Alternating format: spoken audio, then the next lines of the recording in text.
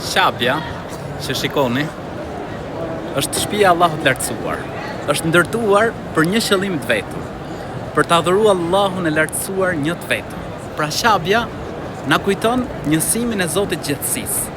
Ne kur vim në Qabe, nuk adhurojmë Qaben, por adhurojmë Zotin e Qabes.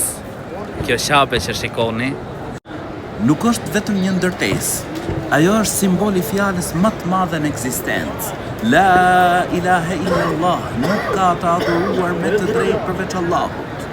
Është ndërtuar nga Ibrahimi alayhis salam vetëm për këtë qëllim. Qëllimi i lartë dhe madhor të adhuruar Allahun e lartësuar. Ibrahimi alayhis salam u lut siç e përmend Zoti i gjithësisë në Kur'an: O Zoti ynë, na bëj të përulur ndaj Teje, bëj që edhe pasardhët si tanë të jenë të përulur ndaj Teje. Kjo është shtëpia e tauhidit, e njësimit të Allahut të lartësuar në adhurim. Shtëpia kur fillon të lidhet zemra me krijuesin e gjithësisë. Prandaj vëllezër dhe motra, kthehu tek Allahu i lartësuar, duke adhuruar atë një të vetëm pa i bërë atij shok në adhurim. Dije që zemra e njeriu ka nevojë për krijuesin e gjithësisë. Kthehu dhe lutju e përgjërohu vetëm atij, sepse kjo është rruga e shpëtimit. Allahu na boft prej atyre që adhurojnë vetëm Allahun e lartësuar. Amin.